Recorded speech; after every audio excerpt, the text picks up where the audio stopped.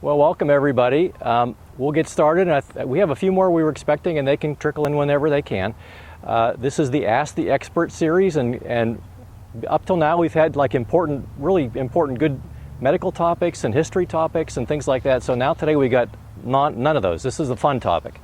So I've been looking forward to this for a long time. I love to go. I love to go and do stuff in the outdoors, and I've been doing boating things my whole life. When I was a little kid, well, my family's had a cottage at Conneaut Lake for my entire life, and when I was little, we had a rowboat, and so rowing in a rowboat, you know, it's kind of hard to keep going in the direction you want to go, and kind of takes forever to get anywhere. And my mother and dad traded in the green stamps that you got for gasoline and for groceries back in the day, and got a metal canoe.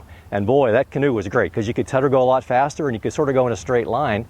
And then it wasn't until I became an adult that I got a kayak, that red one over there. And boy, I like that even better. You go even faster, and it's not hard to keep going straight. But there's a bunch of things, just kind of basics, and we'll try them out later if you want to. So some things for you to think about if you're thinking about this. Might be a fun thing to try out. So let me read you a couple rules here. I went on the website of the Pennsylvania Fish and Boat Commission today. And I might have to get my glasses if the print starts getting too small here. Any vessel powered by a gasoline, diesel, or electric motor must be registered in Pennsylvania. Several people have asked me before about do I have to get my kayak registered. So there's two types of registrations. One is a launch permit from the Pennsylvania Fish and Boat Commission, and the second is a launch permit from the DCNR, I think it is, for if you're going to use your kayak in a state park. So there are a number of lakes in Pennsylvania that are surrounded by state parks, so you have to have their launch permit or the Fish Commission launch permit if you're going to use that one. If you're going to launch from a Fish Commission launching site, then you need the Fish Commission's launch permit. Now, this is a city park, this is a Meadville Park, and it's not a Fish Commission site, so you can launch without a permit. So none of my boats have them, but anyways, just wanted to get that one out there. There are some other rules here. Okay. Again, I may have to get my glasses out. Okay. Let's see. Required equipment. A U.S. Coast Guard approved wearable life jacket. So two things there. One, there's a little tag or a label inside of a life jacket, and it'll say in there that it's approved by the Coast Guard someplace. Again, don't have my glasses on, but it's in there. But when I was a kid, this was that's a flotation device, that's a life jacket. Well, that's not technically, you need to have one of those on your boat in case someone's in the water, and you can toss that to them easily. I would always sit on this in the boat. But this is not a wearable. I guess you could theoretically wear that, put it over your shoulder, but this doesn't qualify as a personal flotation device. This is just an assistive device. So it's handy to have that in the boat, but you have to have a PFD that's approved by the Coast Guard. And so that one's for an adult, and it says a chest size between 44 and 46 and whatever. So I brought a whole pile of them there. You can try them on. So do you have to have it on? Well, there's two parts of that. One is if it's between November 1st and April 30th, everybody in any kind of a boat has to wear a life jacket, period. It has to be on you, and I don't know about buckled or not, but it has to be on you. All the time, kids under 12, let me read it here, children under 12, children 12 years of age and younger must wear an approved life jacket on Commonwealth waterways when underway on any boat 20 feet or less in length, and in all canoes and kayaks. And of course on a watercraft or something like that. So life jacket, it's not just a good idea, it's something you want to have. The wintertime thing, that's a new rule. That came around just, I think, in the year of 2012. People, if you're in the water in November, if you fall out of the boat and you're in the water in November, it is going to be pretty cold. Same thing all the way up through April. So the theory there is, which I think is a good one, if you're going to get hypothermia, you're probably not going to be able to paddle very well to get to shore. So the life jacket is going to keep you above water so you can get rescued. Okay. So what do I need to take in addition to my life jacket? Well, I always want to wear shoes like this, water shoes. They say you want to have a closed toe, but I like to have a shoe that's more of a sandal style but covers up your toes, because the safest way to get in and out of your kayak is to take a few steps in the water and get in. I mean, if you step in just from shore, it's not too hard to see, but even just doing that, you can see how the boat wants to rock around a little bit. We can do some demonstration of this later, but the easiest thing is to step in the water a little bit. Another point about that too, if you have your kayak kind of wedged up against the shore and the back part floating, it's going to make like a fulcrum, and it's going to make that issue even more It's going to be wiggling even more when you go to get in. So the best thing is to get somebody to help you. The second best thing is to step out in the water a little bit and let it float, and then get in that way, and keep your center of gravity kind of low. If you're standing up and stepping in, then you get a lot more of that rocking action back and forth. If you're keeping your center of gravity low to the boat, you're a lot better off and hanging on using your hands. So we can demonstrate that on the water after a bit. I always make it a point to wear something bright when I'm out kayaking. If you do get in trouble, you want to be seen by other boats, by other boaters, by other motorboats if you're out on a lake someplace. Yes, it's a style thing. Well, not really, but I mean, if you want to be seen. So wear something bright. I wore my Crawford County Outdoors shirt and hat today, just to keep the sun out of my eyes. So ordinarily I would wear something bright like that when I'm kayaking. The paddle.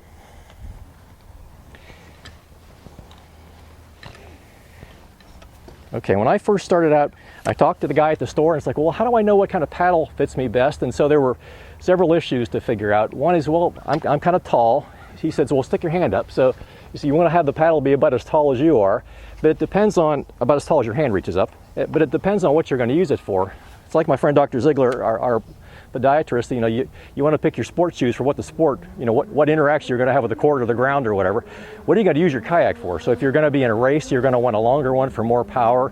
If you're going to be on a creek or in some place where you're going to be doing a lot more maneuvering, you might want to get one that's shorter. And if you're shorter, you probably want to get one shorter so you can have a more rapid stroke. This is a total beginner, if you notice there's no curve to the blade there, so there's no front and back. This one's kind of a almost beginner, but it has a little bit of curve to the blade that you can see there. So it has a front and a back. Of course, the curve, you're going to use that to propel you. The more curve you have, the harder it's going to be to work the paddle.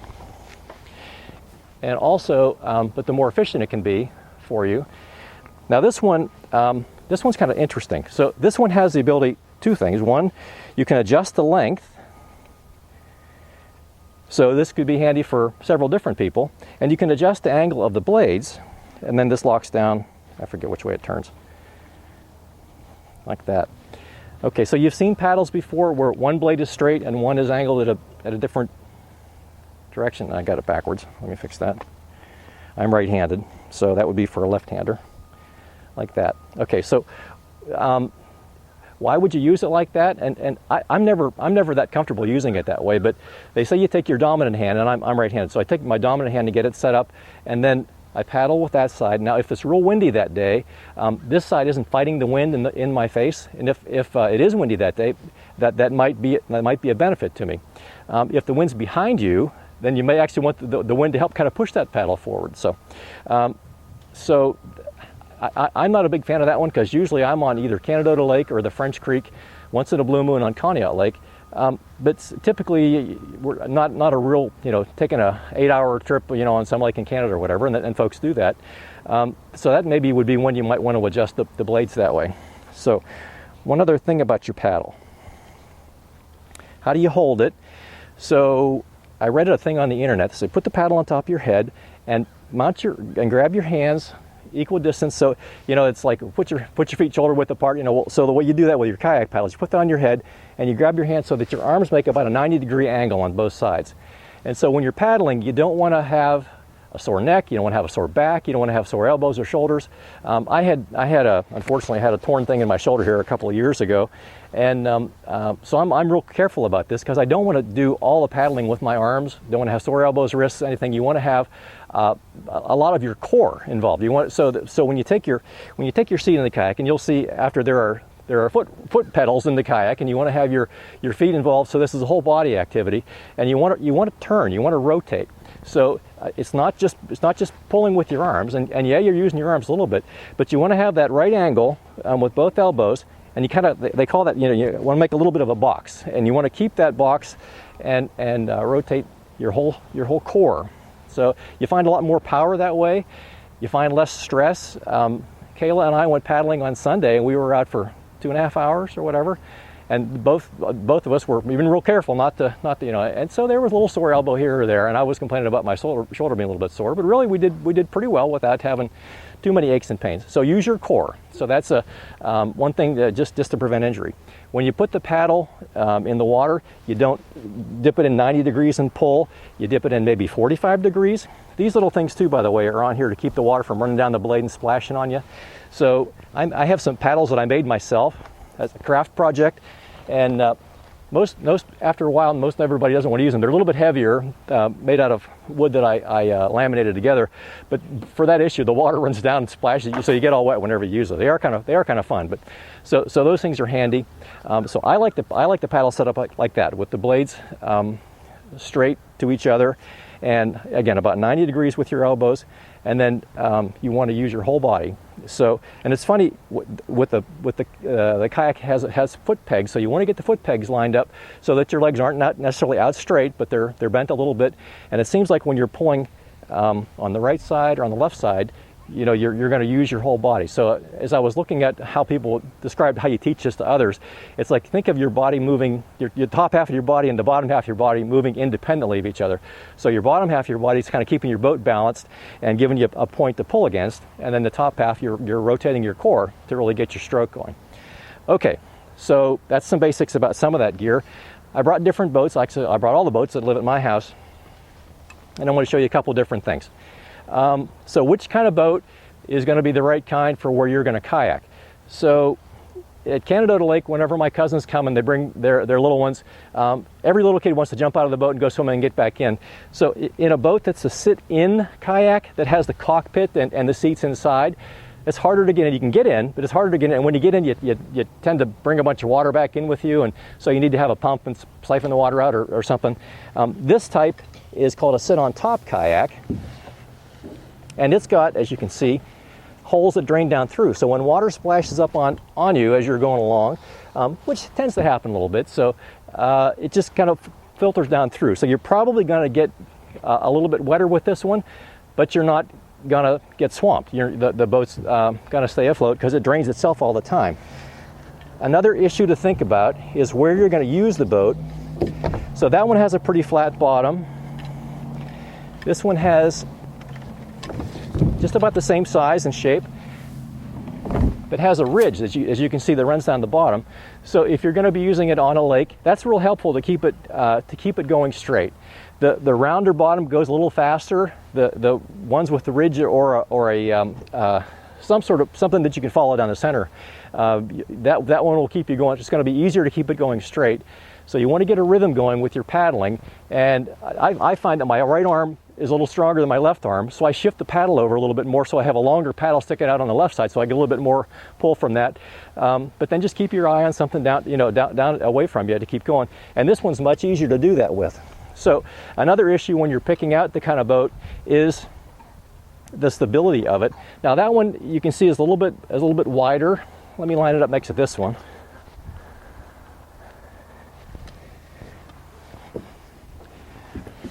Oh, by the way, all of these kayaks would fit in the category of a recreational kayak.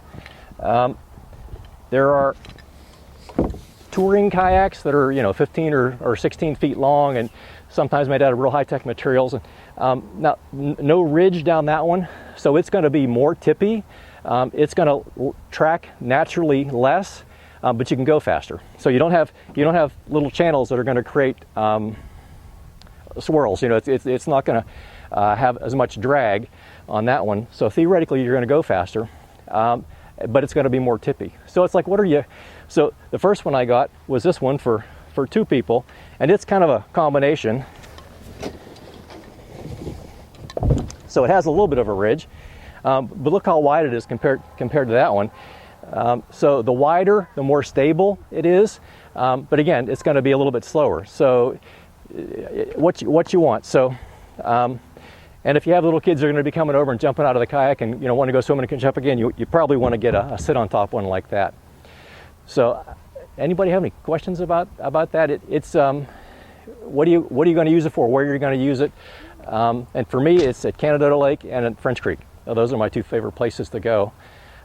So, yes, sir. Once my grandma pushed me in French Creek. really. There are places in French Creek where it gets pretty deep.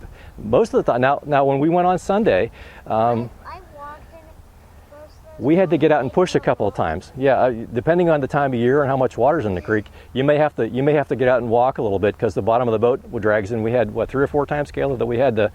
Most of the time we could kind of scooch a little bit, and I got out and pushed because I weigh more than you. I had to get out and pull myself off the rocks a couple times.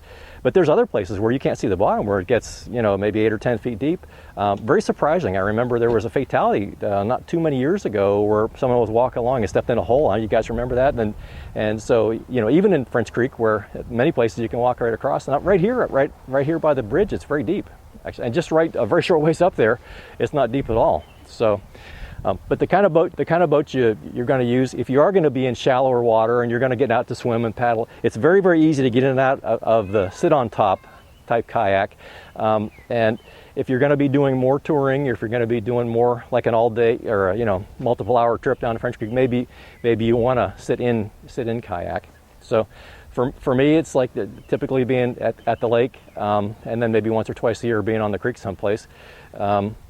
If you do go on the creek, a good time to do that is up until, maybe from May through June, and then it starts to get kind of dry. But then in September and October, it's beautiful again to go on French Creek. So those are my 2 favorite times. Maybe the beginning of June and sometime around, right after Labor Day. It's great to go then again. So anybody else have any other questions? We can try them out. Question about the length. Yeah. I know you said 15 or 16 feet for the touring, but I've seen 8 foot, 10 foot. Usually the shorter ones are going to be generally wider, so they're going to be more stable. You won't feel nearly as tippy in those. I think that yellow one is, I think it's 9 feet long, and then the red and yellow one is 12 feet long. And you notice the difference. I think the longer one goes faster, so you have the material it's made out of, it has a flotationness to it. It's a polypropylene, I think it is. So on its own, it has flotation, but the longer boat and narrower boat's going to be faster. A wider boat and a shorter boat's going to be more stable, maybe more maneuverable in short spaces and so on. So, for a smaller person and for a kid, and for one starting out, that's going to be used by beginners and so on. A shorter one's probably a good thing. Did you have another question, sir? Okay. I was raising my hand because I am little. You're what? The shorter one's probably good for you then. So maybe we can try one out later. So, okay, so kayaking 101. It's all about having fun. And so you want to, let me find my notes again here. Yes, sir. Do you recommend lakes or streams or rivers for beginners? So for beginners, probably a lake is probably the easiest thing, because you almost always can have a shoreline, and it's going to be fairly easy, and someone can help you get in and out and all that kind of stuff. The creeks, sometimes a little tricky, climbing down over the bank. Now this is a perfect launching spot here. So I thought, by the way, whoever wants to try one, we can paddle upstream a little bit and then just kind of float back down here. And the routine of paddling, it's a little tricky, but you catch on pretty quickly. On a lake where you're not fighting the current going in a certain direction, you can sort of go any way you want, and you might have to fight the wind a little bit, but usually a lake's probably a good place to go for learning. So, but that's a good point. Ann? How do you steer? Like a canoe? So I brought a canoe paddle. Thank you for asking that. Where did I bury my canoe paddle?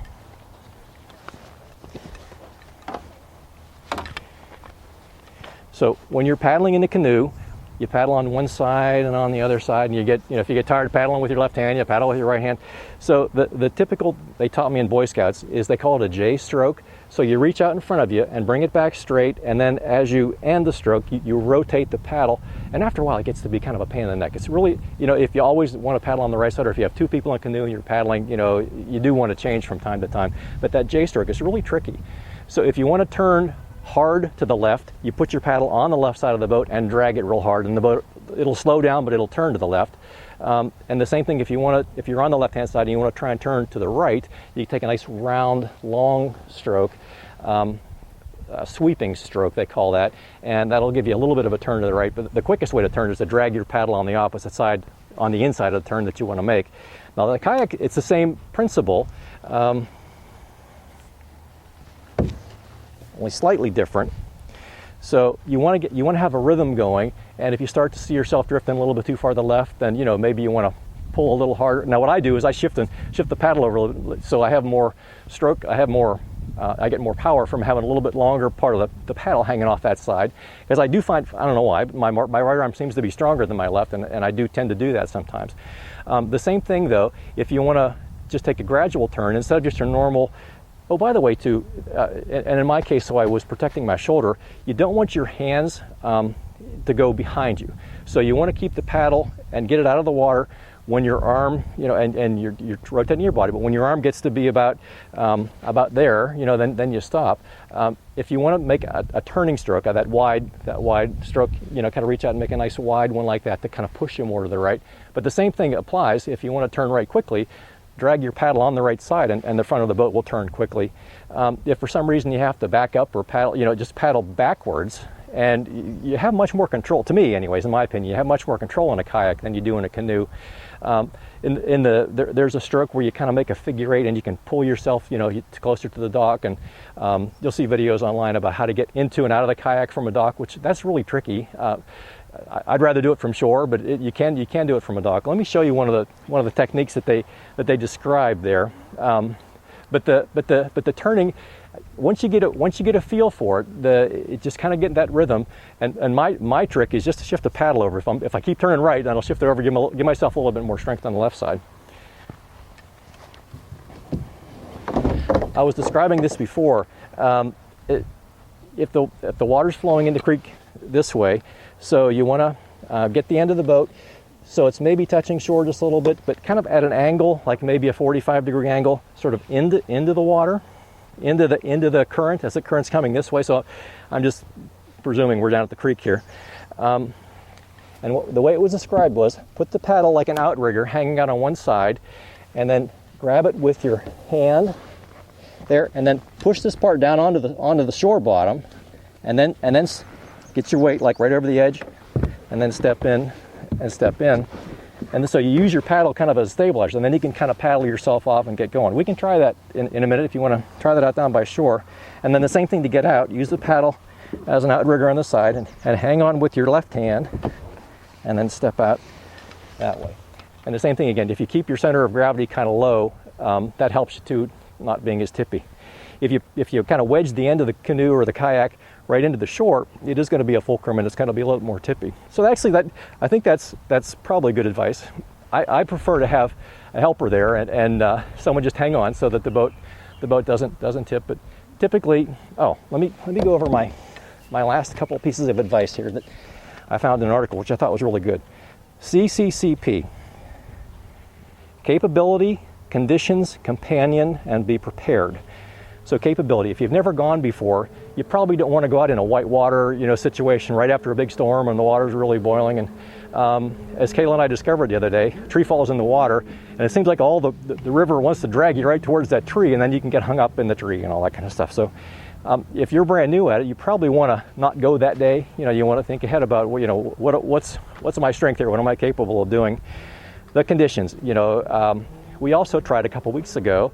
And the storm was forecast for later on. We're going to be done long before the storm. Well, the storm came quicker, so we ended up spending 45 minutes on the side of the creek with under a tree, which doesn't really make a very good umbrella. And then lightning, and we heard there was a tornado warning and all that kind of stuff. So we didn't do very good on that one. Well, not we. That was bad. My bad on that one.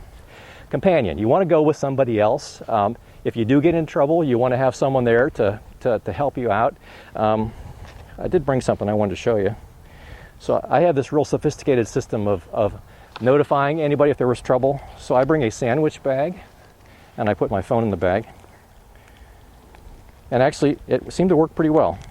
My wife was trying to call me. How come you're late? Well, we're under a tree.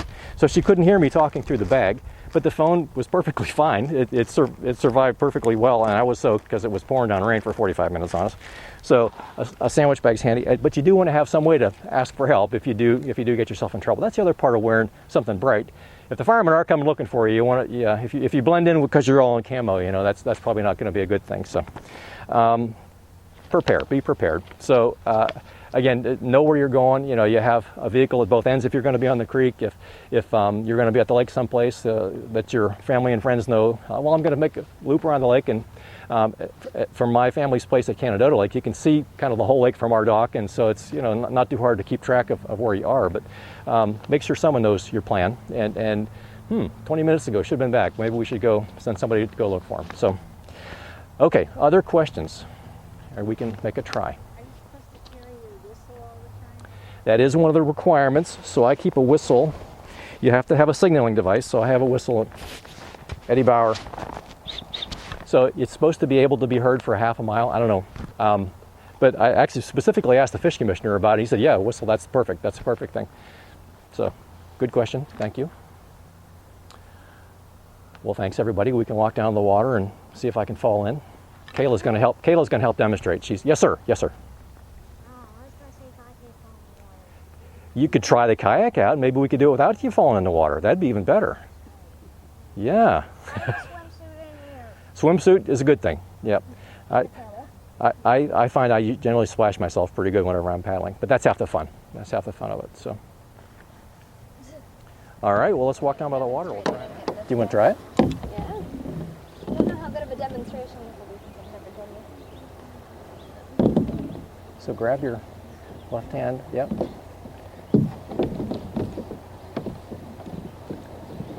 Look at that. Like a pro.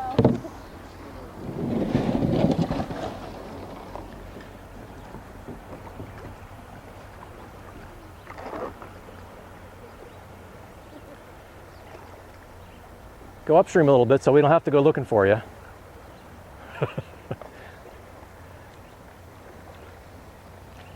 So the water's going, what, 3-4 miles an hour, something like that?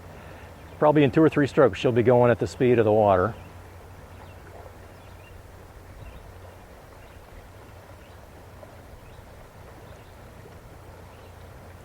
Yeah, you didn't fall out. What did you say? You didn't fall in, yes. So how do you like to sit on, Upstream thing doesn't really make me go fast. how do you like to sit on top style? What did you say? How stableness wise, how is it sit on top? It's not bad. It's pretty good. Easy to stay stable and get stuck on a rock. Okay. Anybody else want to try? I'll be happy to help. Grab a life jacket, anybody? Yeah, who wants to go in? Give it a whirl. This one's very stable also. Do you want me to bring this one back or do you want me to stay out here and wait? You can be the tour guide and go up and tour around the bridge there. Okay. I'll just stay on this rock. Or do you want me to go out there now? You're good. You're good. Okay, I'll stay here and wait. Yeah, anybody. Come on, grab a life jacket, give it a try. Two-man one there, and this one's kind of handy. The seats adjust. Okay. I already. You've been on. Yeah. You're good. You're good. I'm good. How do you feel about paddling, buddy? What, me? Yeah. Yeah, my grandma's not wearing We might even have a life jacket your size. Would that be your size? Okay.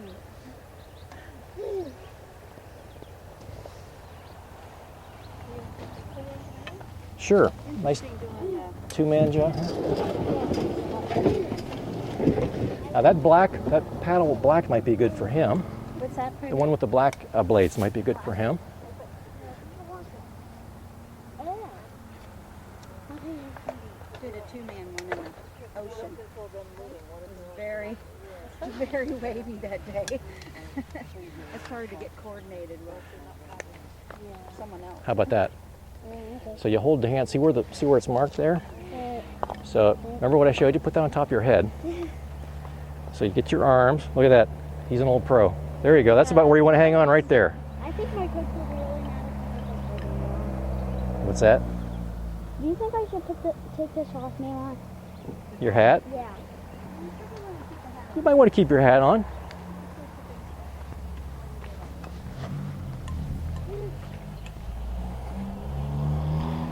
Is it okay if I go with you? Okay. That's probably what my grandma was afraid of. So you climb in up. I'll hang on to it here. And you climb in and get in that front seat, okay? Here, do you want me to hold the paddle and then I'll pass it? Oh, that's a good idea. I'll stabilize it while you climb in. Hold on to the side. Climb over into the front seat. There you go. All right. Now take your Take your paddle. Ready for the paddle? You have to get it in the right spot, like Jane taught you.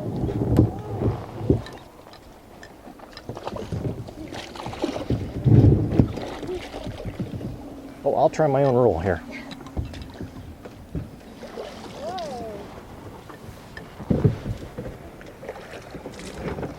Well, that worked. I didn't fall in. You ready, Kayla?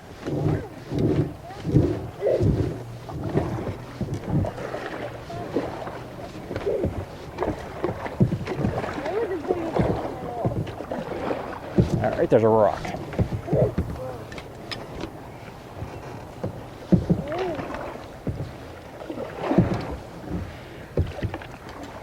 So you know I have to coordinate since we're working together here.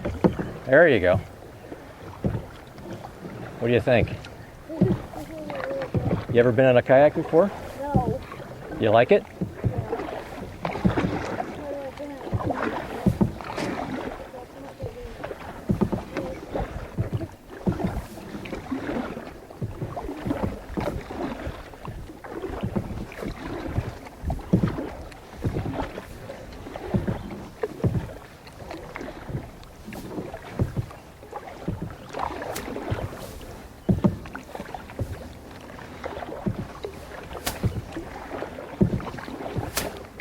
Are those frogs jumping in front of you, Kayla? Look at that.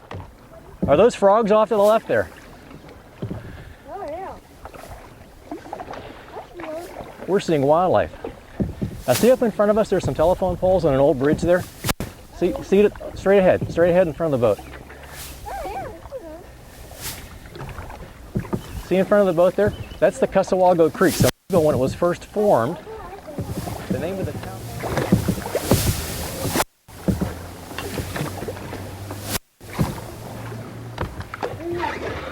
Oops, I found a rock. We found a rock.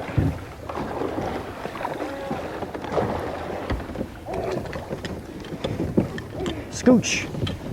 Don't get off that rock. There we go. Now we're good.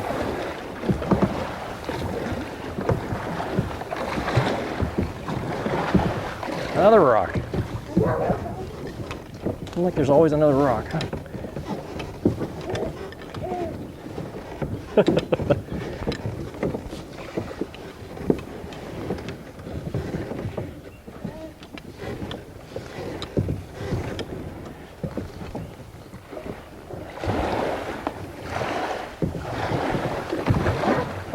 There we go.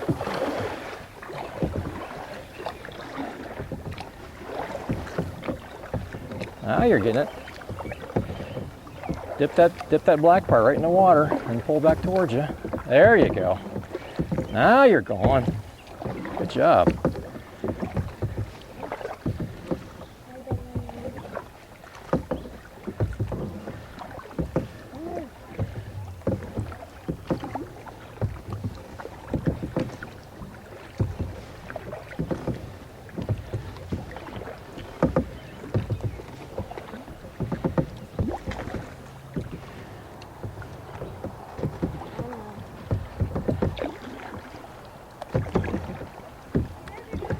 He figured it out here.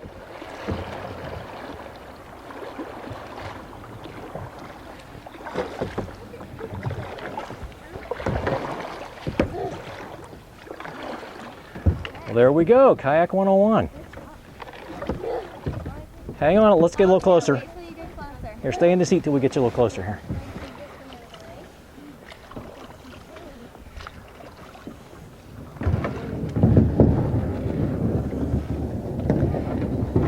Thank you.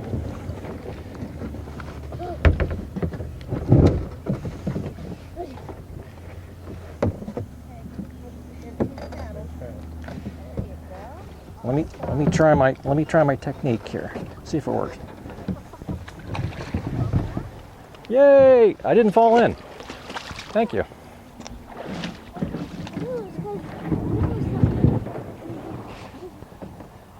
So Sandy, we have something to talk about. Come over close so we can get you on the microphone.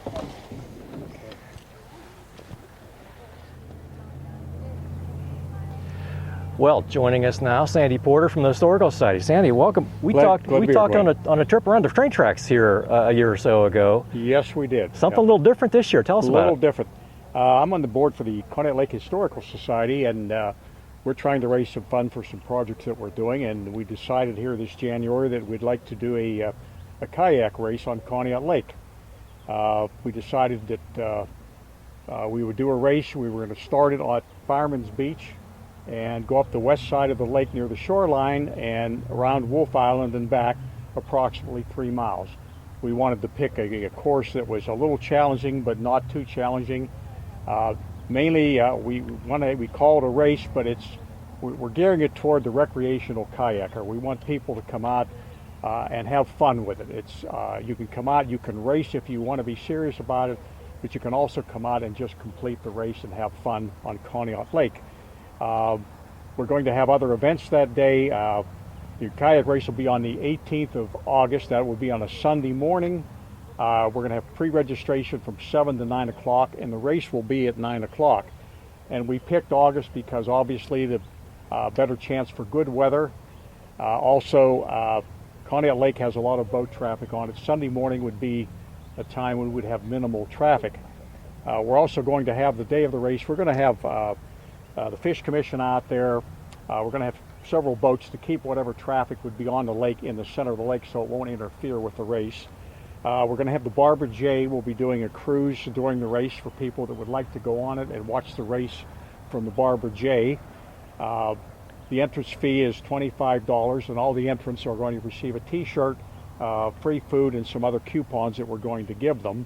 And we're hoping to have a good turnout. We've contacted kayaking societies, Northeast Ohio, Pittsburgh, all over Pennsylvania. Kayaking's become quite a popular sport, and we thought this would be an opportunity also to promote the Historical Society and Conneaut Lake in general. We didn't really have any type of a water event in the summer at Conneaut Lake. This year we had the Ice Festival, and we're going to continue to have that in the winter, but we also wanted to have some type of summer event, and hopefully if all goes well and we don't run into any problems this year with the kayak, we'd like to make that into an annual event. This year we're going to keep it simple. It's going to be just kayaks. We've had people that wanted to know, can we bring in canoes and other things. We thought, well, next year if we go with this again, we can add to it, we can add other events to it. We're also going to have the activities around the lake. We've got some of the marinas. We'll be having kayak demonstrations. We'll be having the paddle board demonstrations. We're going to have wood carving at the museum. So we're trying to encourage people to come up to do the race, bring their families, and spend the day at Conneaut Lake and enjoy some other activities. Make it a day event. And I think it's going to be a really fun event. It's going to be enjoyable. Of course, we're at the mercy of the weather. We're hoping for good weather, especially on the lake, and I think it'll be a really good time for everybody, and we're hoping that everybody can come. And even if you don't want to race, just come and watch it and have a good time. So it's called the Paddlefest, right? Paddlefest. The Paddlefest. So that sounds like festival. That sounds like fun. So it's going to be. Yeah, we tried to pick a name that wasn't too intimidating. We didn't want to intimidate people. We've said it's open to all kayakers, and obviously we'll have some hardcore kayakers with 16-foot seagoing kayaks, and we'll have the recreational, as we see here today, kayaks. And we're really more interested, we really want to just get people that are even beginners into kayaking, to get them out on the water, just experience it. You don't have to compete, you can just complete the race. You get a nice t-shirt, some food and coupons, and just have a good time. Well, I'm looking forward to it. I'm all signed up already, so I'm really looking forward to that. So, well, thanks everybody for coming out today for Kayak 101, and yeah, check out the Paddlefest. I think that's going to be a fun thing. Our Ask the Expert series next up is Ernst Trail, and it's the second Tuesday in July. Correct. And it's going to be at the Mind Body Wellness Center. Okay, well, thanks everybody again, and we'll talk to you next time.